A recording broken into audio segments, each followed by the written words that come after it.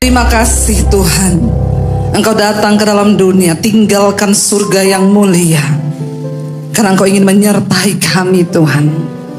Karena itu malam ini biar iman kami sungguh-sungguh tertuju kepada Tuhan. Apapun yang sedang kami jalani hari-hari ini, kami mau percaya Tuhan menyertai kami. Sampaikan pesan-Mu malam ini Tuhan. Urapi hamba-Mu yang tidak ada apa-apanya ya Roh Kudus. Kami percaya ketika Tuhan menyertai kami, Kau beri kami kekuatan Tuhan. Kau beri kami penghiburan. Kau beri kami kekuatan untuk bertahan dalam setiap keadaan. Kami percaya jika Tuhan yang menyertai kami, maka Engkau mampukan kami untuk menggenapi kehendak-Mu dalam hidup kami. Kami buka hati bagi firman Tuhan. Yang percaya Tuhan di tengah kita memberkati kita, katakan bersama amin. Tepuk tangan buat Tuhan. Sorak-sorai. Luar biasa wanita-wanita GSJS. Silakan duduk, ibu-ibu yang terkasih, shalom.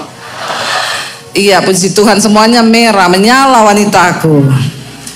Tapi saya pakai hijau ya, supaya ada yang mengimbangi ya. Iya, ibu-ibu, tema Natal malam ini adalah Immanuel. Ya, apa artinya Immanuel? Allah beserta kita.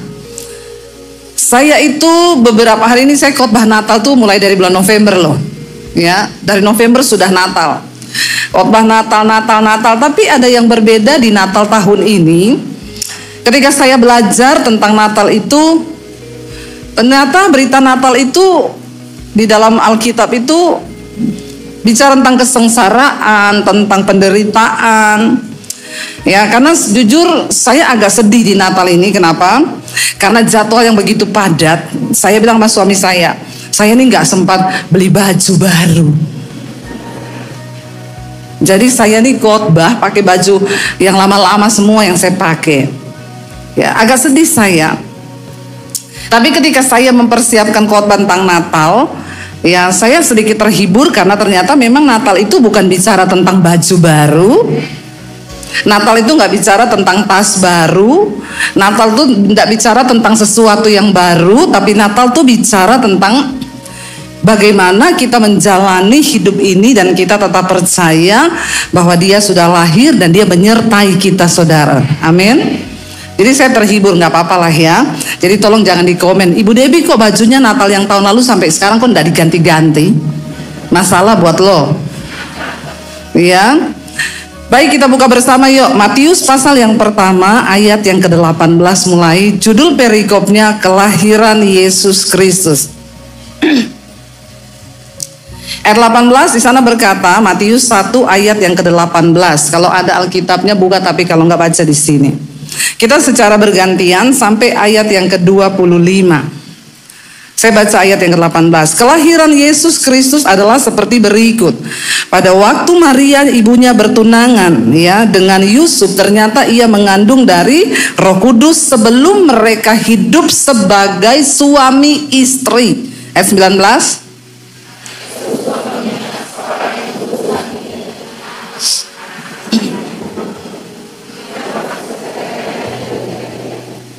Tetapi ketika ia mempertimbangkan maksud itu, malaikat Tuhan nampak kepadanya dalam mimpi dan berkata, Yusuf anak Daud, janganlah engkau takut mengambil Maria sebagai istrimu, sebab anak yang di dalam kandungannya adalah dari Roh Kudus. 21.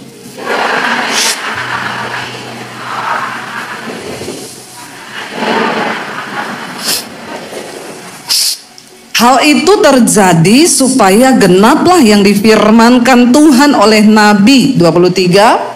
Sesungguhnya anak darah itu akan mengandung dan melahirkan seorang anak laki-laki, dan mereka akan menamakan dia Immanuel, yang berarti Allah menyertai kita. 24. Sesudah bangun dari tidurnya, Yusuf berbuat seperti yang diperintahkan malaikat itu kepadanya. Ia mengambil Maria sebagai istrinya, tetapi tidak bersetubuh dengan dia sampai ia melahirkan anaknya laki-laki, dan Yusuf menamakan dia Yesus. Ya, saya menyampaikan khotbah Natal tentang kalau kita belajar dari pertama kali bagaimana malaikat menampakkan diri kepada Maria dan berkata, "Hai Maria, engkau adalah wanita yang dipilih Tuhan, kasih karunia itu turun ke atasmu, engkau akan mengandung." Lalu pada waktu itu Maria berkata begini, "Bagaimana mungkin itu terjadi karena aku ini belum bersuami?" Arti kata dari bagaimana mungkin itu bisa terjadi, ada begitu banyak pertimbangan dalam diri Maria yang berkata, ya nggak mungkin lah, saya kan belum menikah, bagaimana mungkin ya nanti saya bisa hamil kalau saya tidak bersetubuh dengan seorang laki-laki. Ya, Maria punya banyak pemikiran dalam pikirannya, kalau saya ini nanti hamil dari Roh Kudus, lalu bagaimana mungkin Yusuf akan percaya bahwa itu anak dari Tuhan. Coba kita sedikit merenung ya, seolah-olah kita ini menjadi Maria. Itu tidak mudah loh. Dia harus menanggalkan egonya, nanti orang bilang dia perempuan nakal, nanti orang akan berkata dia perempuan yang tidak beradab, karena pada zaman itu adatnya sangat ketat. Yusuf dan Maria sudah bertunangan, tapi mereka tidak boleh bersetubuh, karena kalau kedapatan pada waktu itu orang belum menikah bersetubuh bisa mati, dirajam pakai batu. Ya, kalau sekarang kan banyak bayi ajaib belum nikah tapi sudah lahiran. Ya enggak, ya. Banyak sekarang. Ya, dan itu bukan dari Roh Kudus, tapi roh kuda liar. Tapi pada zaman itu enggak bisa begitu. Ini adalah sesuatu yang mutlak, yang sakral. Kalau sampai ketahuan mereka bersinah sebelum mereka menikah resmi, maka hukumannya rajam pakai batu sampai mati. Menurut ibu-ibu di hati Maria takut nggak? Takut. Kalau sampai orang tuduh dia hamil di luar nikah, belum ya saya bisa bayangkan tiba-tiba saya tunangan sama suami saya, lalu saya hamil dari Roh Kudus, terus saya jelaskan sama suami saya, sama calon saya ini hamil loh, tapi Roh Kudus yang menghamili saya.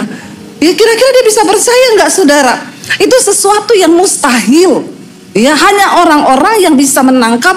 Jadi di dalam benak Maria itu banyak sekali pertimbangan, banyak sekali pikiran yang dia bagaimana, makanya dia bilang bagaimana mungkin hal itu bisa terjadi. Tapi ketika itu malaikat berkata, Roh Kudus akan turun ke atasmu dan engkau akan mengandung. Jangan takut hai Maria, itu yang disampaikan oleh malaikat. Jangan takut hai Maria. Lalu dia berkata begini, karena bagi Allah tidak ada yang mustahil. Dikatakan Maria hanya berkata begini, sesungguhnya aku ini adalah hamba Tuhan, maka jadilah padaku sesuai dengan perkataan Tuhan. Wanita-wanita, kalau kita mau melihat penyertaan Tuhan, mau dipakai Tuhan, maka kita semua harus menjadi wanita yang menjadi hamba Tuhan. Jangan bilang begini, berarti saya harus sekolah Alkitab dong, jadi pendeta dong. Ya, untuk menjadi hamba Tuhan, saudara nggak usah sekolah Alkitab dulu. Karena hamba Tuhan itu artinya orang yang taat kepada Tuhan. Jadi pendeta itu jabatan, tapi hamba Tuhan itu bicara tentang ketaatan kita kepada Tuhan. Akhirnya Maria mengandung. Alkitab berkata ketika dia mengandung, benar kan? Yusuf curiga, lah aku belum pernah menyentuh dia, kok tiba-tiba dia hamil. Dan Alkitab dengan jelas berkata tadi, dengan diam-diam Yusuf berniat memutuskan hubungan pertunangan mereka. Pada zaman itu orang kalau sudah tunangan itu sudah dianggap sah secara ikatan pertunangan, tapi belum boleh melakukan hubungan suami istri karena belum menikah resmi. Tapi zaman itu adatnya udah ndak boleh putus, ndak boleh cerai, kecuali alasannya persinahan. Itu yang Musa bilang ya, kecuali alasan persinahan. Tapi dalam konteks itu belum menikah, masih bertunangan.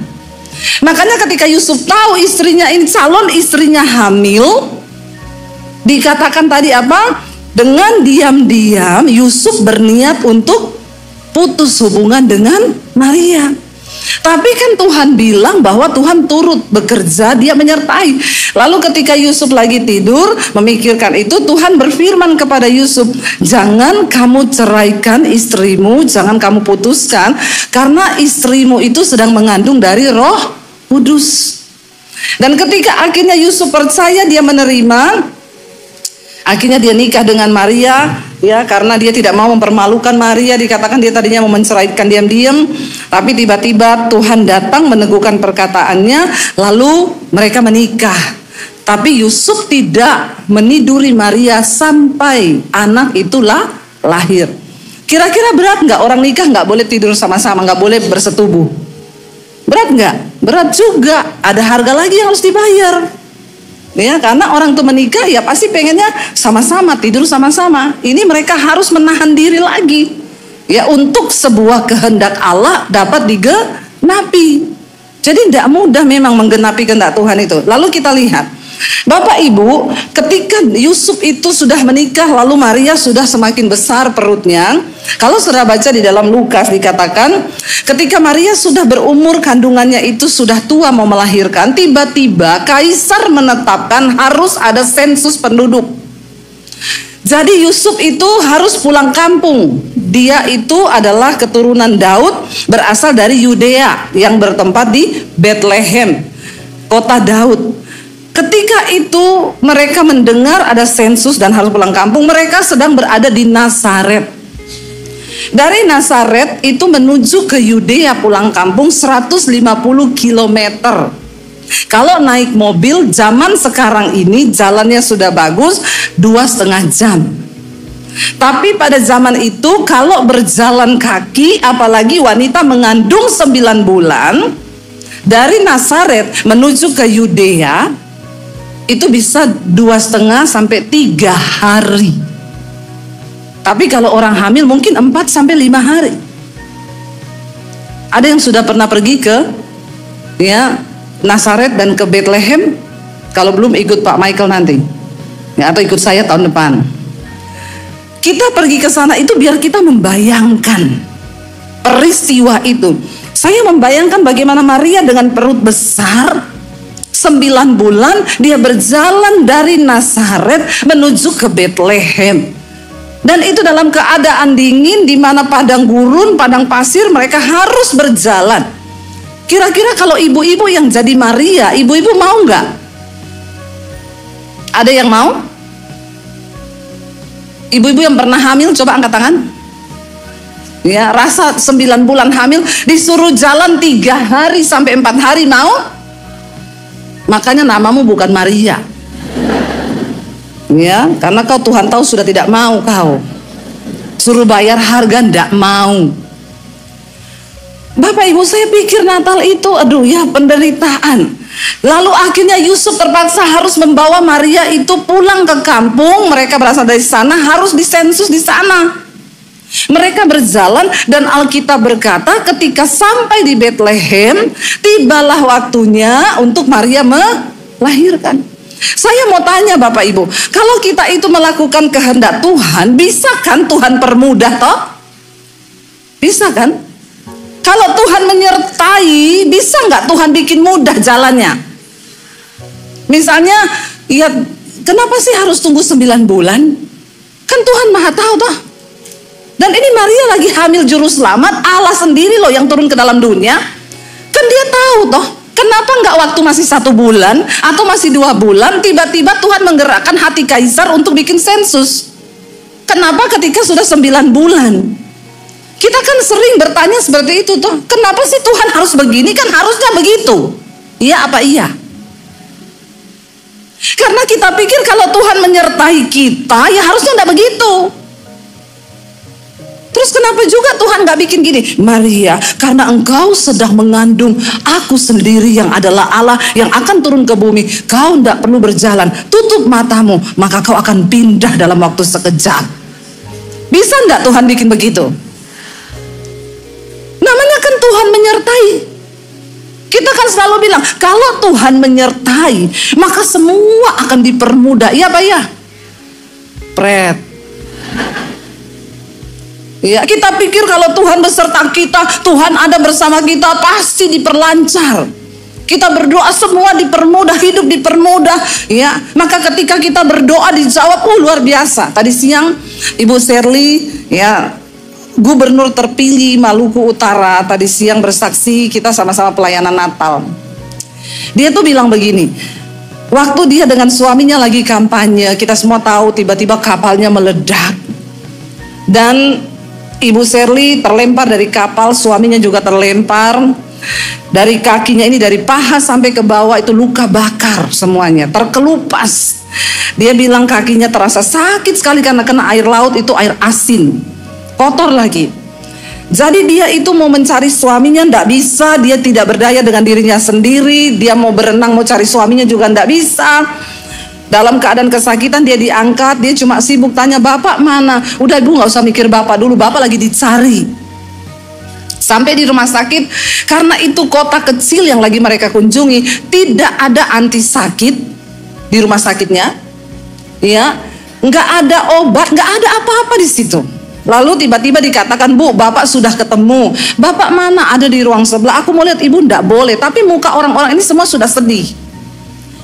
Lalu dia bilang, selama ini dia tuh kalau berdoa, suaminya pernah dirawat di rumah sakit, pernah sakit, apapun yang dia doakan tuh Tuhan dengar dan selalu dijawab. Maka dia percaya Tuhan menyertai. Tapi kali itu dia lihat orang mukanya kok ditanyain bapak semuanya diem dan sedih. Dia penasaran. Dia bilang, bayangkan kakinya itu, telapaknya semua terkelupas semua karena luka bakar, itu sakit. Dia sampai beberapa kali pingsan karena menahan sakit. Bayangkan tuh Bapak Ibu. Dia ketika lihat muka orang-orang itu sudah nggak benar, dia jalan, dia turun dari tempat tidur dengan kaki yang terseok-seok. Mereka bilang, ibu jangan, dah aku mau lihat bapak di ruang sebelah. Jadi dia pergi lihat suaminya. Ketika dia lihat, dia bilang masih ada napasnya satu-satu. Tapi karena tidak ada alat, orang hanya pompa dari perut, ya, untuk bikin napas buatan terus. Dia bilang, disitulah saya berdoa dengan seluruh kekuatan iman yang aku punya. Kita pernah mungkin di saat-saat tertentu kita berdoa dengan seluruh iman yang kita punya, kita menggedor sorga, kita minta Tuhan bekerja. Dia bilang dia menangis di situ, dia tertelungkup, dia bilang, Tuhan, dengan semua imanku aku minta selamatkan suamiku. Tapi tiba-tiba suaminya akhirnya tidak ada, meninggal. Dan saat itu dia terpukul sekali. Dia bilang seperti dunia itu di depan dia itu gelap gulita. Dia tidak bisa lihat apa-apa, dia nggak bisa mikir apa-apa karena dia tuh tidak tahu bagaimana harus menghidupi anak. Dia nggak tahu caranya bagaimana harus bekerja. Dia sama sekali tidak tahu apa-apa. Dia cuma menangis dan menahan rasa sakit kakinya yang terbakar, menahan rasa sakit hatinya, kehilangan suaminya yang dia bilang memang hanya dalam sekejap. Siapa yang nyangka kalau tragedi itu akan terjadi?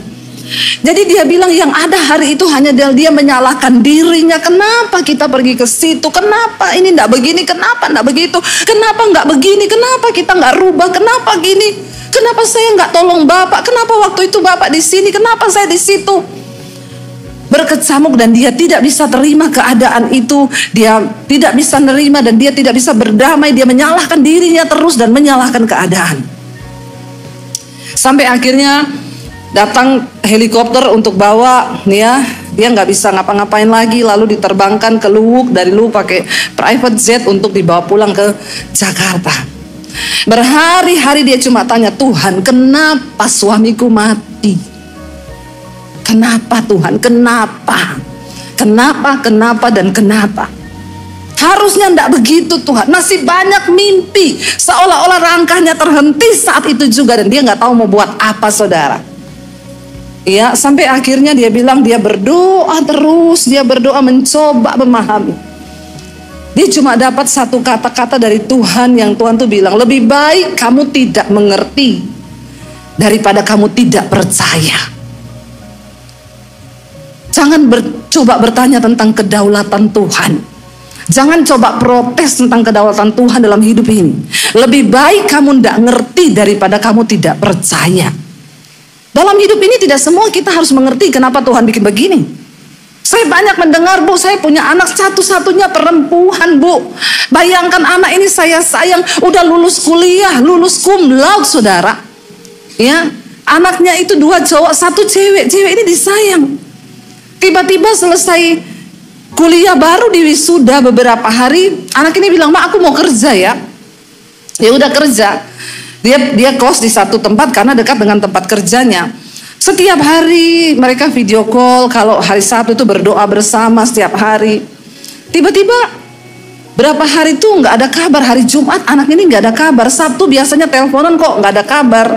Lalu ibunya telepon bapaknya kos itu, Pak tolong dong liatin anak saya, di telepon-telepon kok nggak pernah diangkat. Bu, itu lampunya menyala di dalam, Bu, tapi kami tidak berani buka ya. Jadi tolong ada keluarga aja, karena kita ketok-ketok juga nggak dibuka. Akhirnya kakaknya datang, dipanggil nggak nyaut, didobrak pintunya, ditemukan udah meninggal di kamar mandi. Saudara lihat betapa syok ibunya. Anak ini baru lulus kuliah yang diharapkan. Dia bilang sama saya, Bu, kenapa, Bu, kenapa, Bu, kenapa, Bu, kenapa? Bu Shirley juga bilang, suamiku ini orang baik Tuhan. Ya, betapa banyak kebaikan yang dia buat. Kenapa dia yang mati? Dalam hati saya, banyak bapak-bapak selingkuh hidung belang di sana. Kenapa enggak mati? Pasti ibu-ibu juga berpikir begitu, toh? Ya, betul Bu, suamiku itu tukang selingkuh ya. Kenapa bukan dia yang mati? Jadi Bapak Ibu, kita ini seringkali ada hal-hal memang yang kita tuh enggak perlu ngerti. Sudah berhenti bertanya, berhenti komplain, berhenti memprotes kedaulatan Tuhan. Inilah hidup. Dia tiap hari bertanya sampai akhirnya nggak bisa tidur. Dia juga kecewa, terus menyalahkan diri, dan inilah intimidasi iblis. Sampai akhirnya dia bilang satu saat dia bangun pagi-pagi, dia berdoa, lalu dia merasakan ada satu kekuatan yang turun, tiba-tiba dia berbahasa roh, tidak bisa kendalikan. Lalu dia mendengar di situ ada suara yang berkata, ini takdir yang harus kamu terima, dan ini adalah keputusan Tuhan. Karena ingat, kau hidup bukan untuk bahagia, tapi kau hidup untuk melakukan kehendakku. Tapi kita kan seringkali mau hidup untuk bahagia. Kita pengen semua anak kita baik, kita pengen keadaan kita baik, kita pengen ini baik. Lalu kalau ada sesuatu yang tidak baik, kita protes sama Tuhan. Kenapa? Kita berdoa. Karena kita orang Kristen ini sudah terlalu banyak dicekoi bahwa kalau ikut Tuhan itu harus enak. Kalau tidak enak itu salah kau. Ya, siapa bilang begitu? Yesus bilang, kalau kau mau jadi muridku, pikul salibmu, sangkal dirimu dan ikut aku. Menyangkal diri ini artinya kita letakkan semua hak kita. Kita letakkan semua keinginan kita. Sebab hidup mengikut Tuhan itu bukan soal mengikuti semua yang kita mau, tapi kita harus ikuti apa yang Tuhan mau. Amin. Kenapa engkau percaya kepada Yesus? Karena engkau tidak meragukan eksistensinya sebagai Tuhan. Saya percaya, saya ikut Yesus kenapa? Melalui proses pergumulan. Karena saya percaya Yesus itu Tuhan. Itu tidak bisa diragukan. Kita nggak perlu bertanya lagi tentang eksistensi Tuhan. Tapi waktu kita sudah masuk lebih dalam ikut Tuhan, kita mulai diproses. Disitulah seringkali iblis mempertanyakan, bagaimana kau menyembah Tuhan? Dan di situ ujian tentang bagaimana engkau memahami karakter ilahi Tuhan. Makanya kita harus mengenal siapa Tuhan itu. Supaya kita tahu dia Tuhan yang, lalu kita mungkin bertanya, iblis bilang katanya Tuhanmu baik, katanya Tuhan menyertai kamu. Kalau Tuhan menyertai kamu, kenapa dia buat semuanya begini? Akhirnya saudara, ketua dari tim suksesnya Ibu Shirley berkata, Bu, nggak ada yang bisa lanjutkan perjuangan Bapak kecuali Ibu yang maju. Dalam keadaan kalut dia bilang, nggak, aku tuh nggak pernah ikut-ikutan politik. Saya nggak mau, saya perempuan. Minoritas lagi di sana. Ya, bagaimana mungkin itu semua terjadi? Seperti Maria bilang, bagaimana mungkin hal itu bisa terjadi? Tapi mereka bilang, tidak ada orang lain, Bu. Dia cuma bilang, aku akan tanya sama anak-anakku. Kalau anak-anakku setuju, ya udah, ya. Lalu akhirnya dia berdoa dan anak-anaknya semua setuju. Iya, Bu, Ibu lanjutkan kerinduan Bapak untuk bisa menjadi berkat bagi kota di Maluku Utara. Lalu akhirnya ketika maju untuk debat itu juga pun tidak gampang loh. Dia bilang, saya ini tidak ngerti apa-apa. Tapi waktu mau debat saya cuma doa, puasa, terus saya minta sama Tuhan beri saya hikmat. Akhirnya sudah mau kampanye saudara. Bahkan beberapa orang dari tim sesnya bilang, Bu, harus pakai uang. Di Indonesia ini kalau tidak pakai ini tidak bisa. Dia bilang, enggak, perjuanganku ini bukan aku yang mau, tapi Tuhan yang mau. Kalau Tuhan yang mau, kita tidak usah pakai cara-cara kotor begitu. Maka Tuhan yang akan beri kemenangan. Tidak usah menghalalkan cara apa supaya begini. Tidak, saya tidak mau, dia bilang. Lalu ketika kampanye dia tanya, saya tidak akan kasih kalian duit. Kalau saya nggak kasih duit, apakah kalian tetap pilih saya? Mereka teriak, iya pilih. Saudara tahu kemenangan yang dari Tuhan itu luar biasa. dia minoritas ya, perempuan, dan ya itulah Tuhan, kita tidak mengerti ya. Dan saya bilang terlalu mahal harga yang dia jalani, tapi nggak ngerti apa yang sedang terjadi dengan hidup, bagaimana Tuhan mengambil suaminya begitu saja, kayaknya tidak bisa diterima. Yusuf kalau mau berkata, Tuhan kami ini sedang melahirkan anak yang Tuhan katakan dia akan dinamai Immanuel, yang artinya Allah menyertai. Nah kalau Allah menyertai, kenapa begini? Lalu mereka berjalan sampai di Bethlehem, tidak ada penginapan, semua penuh. Mungkin karena orang semua lagi pulang sensus, pemilihan umum, begitu kayaknya. Pendaftaran kembali penduduk, semua penginapan penuh, dan Alkitab bilang nggak dapat tempat. Terpaksa dia melahirkan di kandang loh. Dan bayi itu ditaruh di palungan. Dia kan Tuhan yang punya dunia. Masa Tuhan nggak bisa? Mungkin Maria dan Yesus bertanya, katanya kita ini melahirkan anak Tuhan ya, dari Roh Kudus loh. Terus Allah menyertai loh. Kenapa di kandang? Bukankah Tuhan bisa bikin mujizat? Tenang, walaupun penginapan penuh, nanti ada orang kaya yang akan jemput kau dengan Alphard. Lalu dia bawa kau ke rumah sakit mitra keluarga, dan di sana nanti kau akan melahirkan. Ya, kenapa tidak terjadi itu? Kenapa Maria tidak mengalami yang enak-enak? Dia sedang mengandung anak Allah yang maha tinggi loh. Bukan cuma itu, akhirnya lahir anak itu. Saya bilang, saya dulu waktu melahirkan anak pertama, saya juga tidak punya duit. Tapi tidak ada dalam benak saya dan suami, nanti lahiran di kandang mana ya? Tidak ada. Ya walaupun cuma puskesmas, kami berusaha lah ya. Karena kami pengen beri buat anak itu yang terbaik. Tapi dia Tuhan loh. Maria dan Yusuf pun tidak akan sengaja melakukan itu.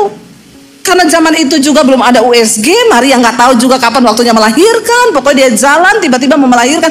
Orang kalau mau lahiran kan nggak bisa ditahan toh, kecuali orang sesar. Tapi ibu-ibu zaman dulu kita belum ada operasi-operasi itu, ya kita melahirkan tuh kan, ya saya juga bingung kenapa anak-anak sekarang nggak bisa ya lahir normal ya. Kata mereka, kami mematahkan kutuk Adam dan Hawa, yaitu sakit melahirkan. Saya dulu waktu melahirkan anak pertama saya masuk rumah sakit tengah malam, sudah pecah ketuban, saya sudah dinaikkan di tempat tidur.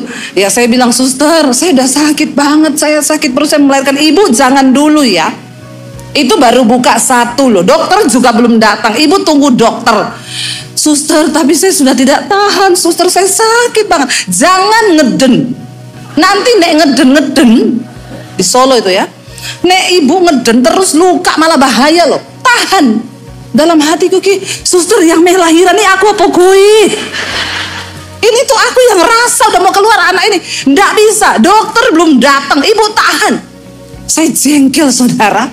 Saya ditinggal sendirian di situ. Saya angkat kaki saya bilang, suster. Tiba-tiba susternya datang, kepalanya udah di luar. Ya ampun, dia ambil kaos tangan saudara. Pas dokter masuk di pintu, saya bilang, kan saya yang mau lahiran bukan kau, saya yang rasa. Akhirnya tuh anak keluar sendiri. Ya, bahkan suami saya lagi pelayanan lagi.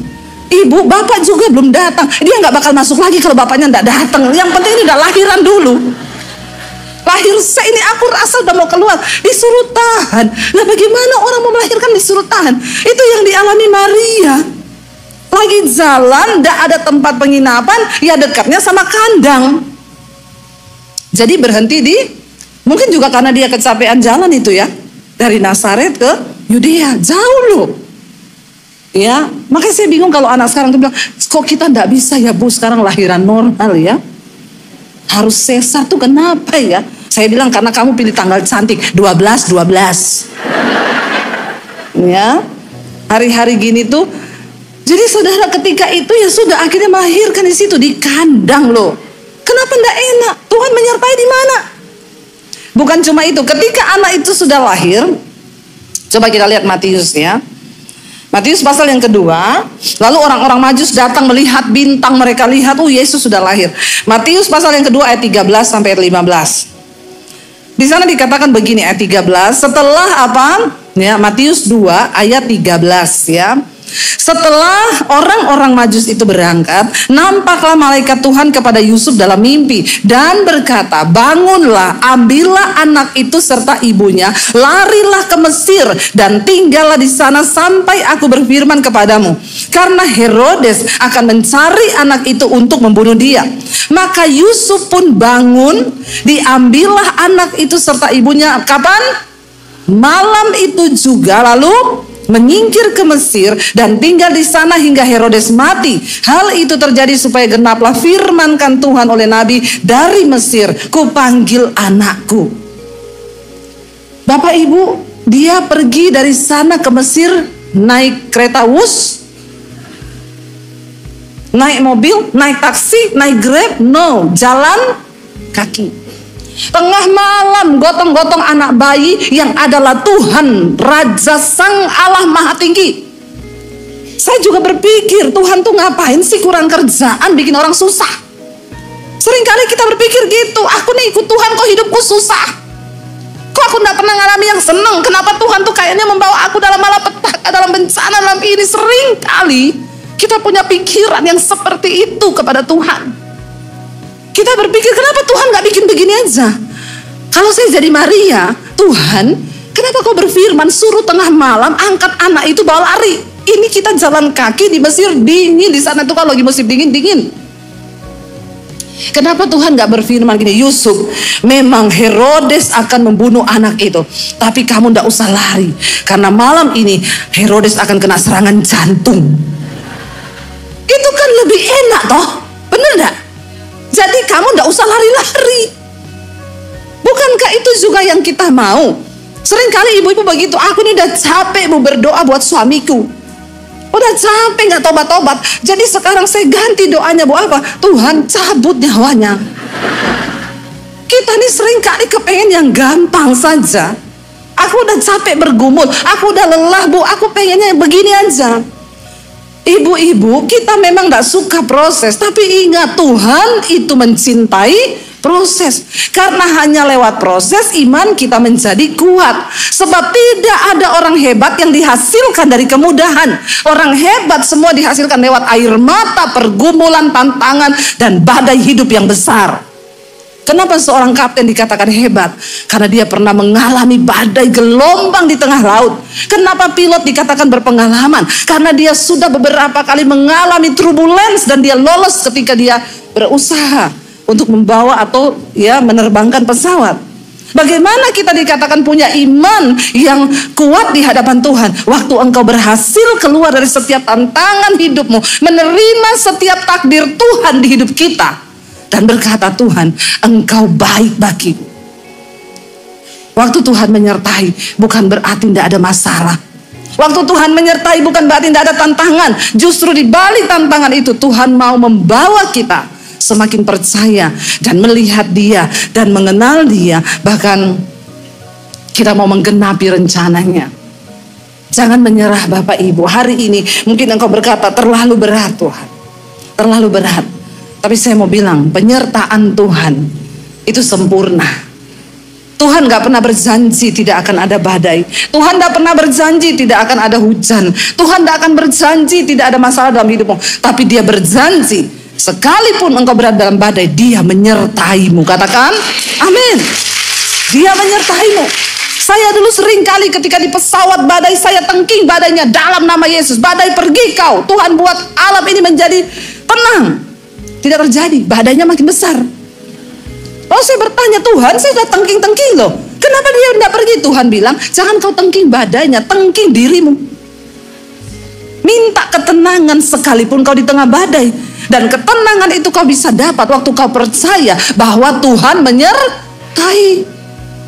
Makanya Alkitab berkata, berbahagialah orang yang bertahan dalam pencobaan. Untuk bisa bertahan dalam pencobaan pun Alkitab bilang kita ini sudah bahagia loh. Belum keluar dari pencobaan, masih bertahan. Karena untuk bisa bertahan pun kita butuh kasih karunia Tuhan. Dan satu hal yang bisa membuat kita kuat, waktu kita percaya Tuhan menyertai. Terakhir Bapak Ibu, kita baca di sini Matius, apa yang Yesus katakan. Waktu Yesus sudah mati, Dia bukan Allah yang pelin-pelan. Dia bukan Tuhan yang berubah-ubah firman-Nya. Waktu dia mati, dia bangkit saudara. Dia berkata, Matius 28 ayat yang ke-16. Ya, ayat yang ke-16 berkata di sana sampai 20. Matius 28 ayat 16. Ke-11 murid itu berangkat, saya undang para imam musik boleh maju. Ke-11 murid itu berangkat ke Galilea, ke bukit yang telah ditunjukkan Yesus kepada mereka waktu Yesus bangkit.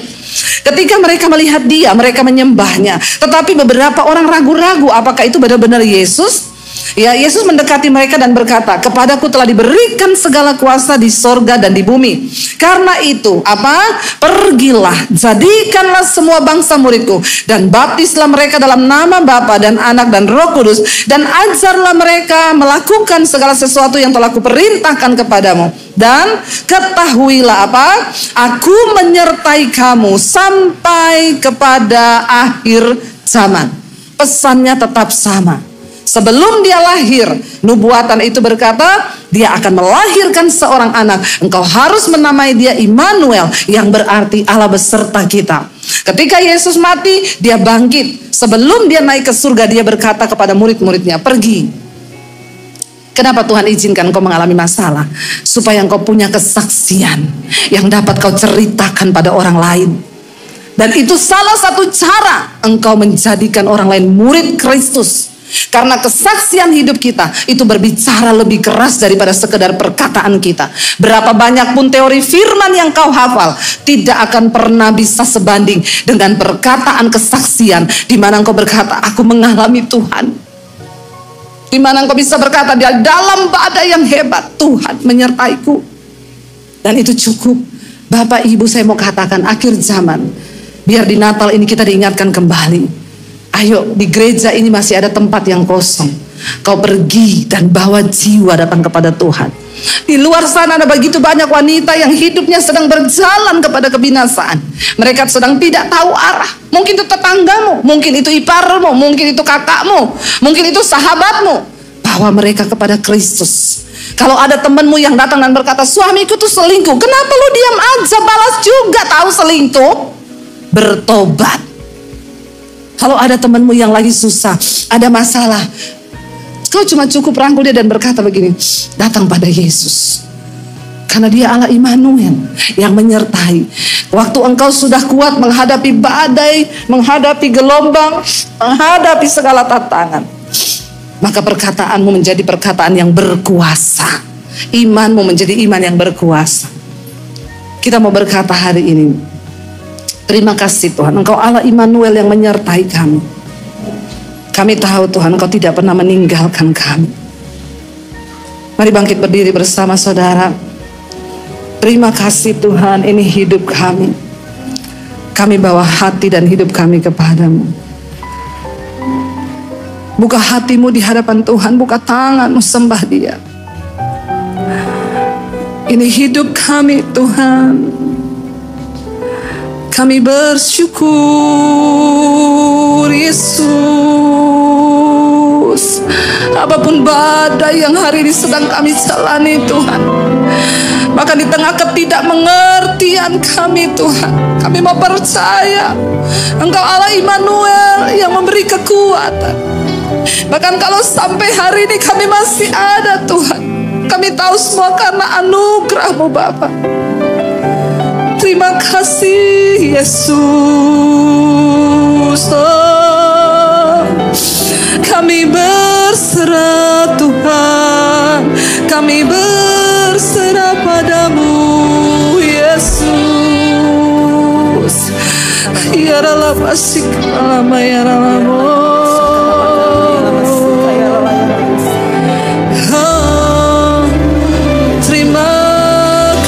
Sembah dia saudara, sembah Tuhan.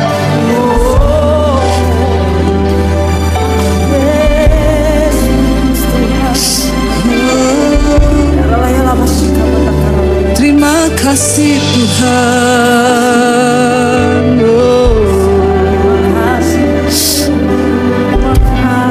Katakan pujian tadi, Immanuel, Immanuel, Engkau beserta kami.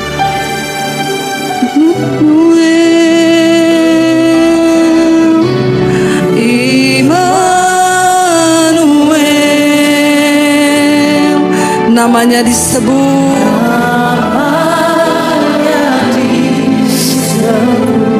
Immanuel, Engkau Allah yang beserta kami.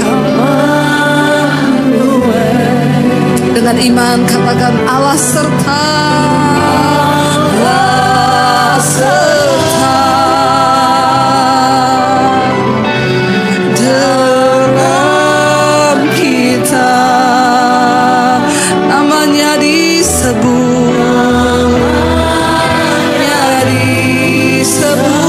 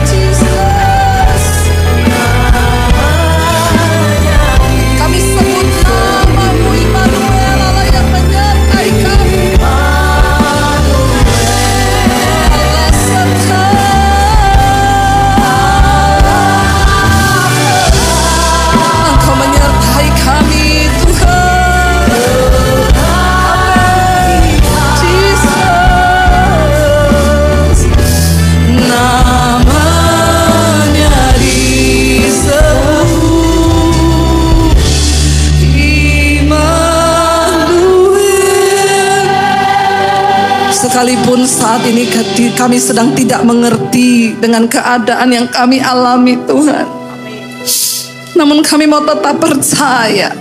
Sebab hidup ini bukan soal keinginan kami, tapi kami harus menghidupi keinginan Tuhan di hidup kami. Kami tidak akan bertanya lagi tentang kedaulatan Tuhan dalam hidup kami. Hari ini bagianmu adalah percaya, saudara, bahwa di tengah badai itu Tuhan menyertai. Bahkan apapun rancangan di hidup kita itu yang Tuhan rancangkan adalah kebaikan. Sekalipun mungkin kita tidak bisa terima dengan akal pikiran kita, tapi Dia menyertai hidupmu. Dia menyertai anak-anak kita. Dia menyertai rumah tangga kita. Dia menyertai keluarga kita. Bahkan Dia menyertai bangsa kita. Kami bersyukur buat Natal tahun ini Tuhan, di penghujung 2024 ini. Biar kami makin banyak merenungkan hidup kami. Terima kasih Tuhan buat anugerah-Mu yang besar di hidup kami. Ajar kami hidup bagi kepentingan Tuhan hari-hari ini. Ajar kami hidup bagi kepentingan kerajaan-Mu Bapa. Ini hidup kami Tuhan, ini hidup kami Bapa, kami bawa kepada-Mu. Ini hidup kami Tuhan. Yes Lord Jesus. Lebih lagi katakan Immanuel, Immanuel. Terimalah berkat dari Allah Bapa, cinta kasih dari Tuhan Yesus Kristus, penyertaan Allah Roh Kudus yang akan memenuhi hati dan hidupmu mulai hari ini, bahkan sampai kali yang kedua Tuhan Yesus datang menjemput kita. Namamu tercatat di dalam kitab kehidupan. Di dalam nama Tuhan Yesus yang percaya diberkati Tuhan, katakan bersama amin, amin, amin.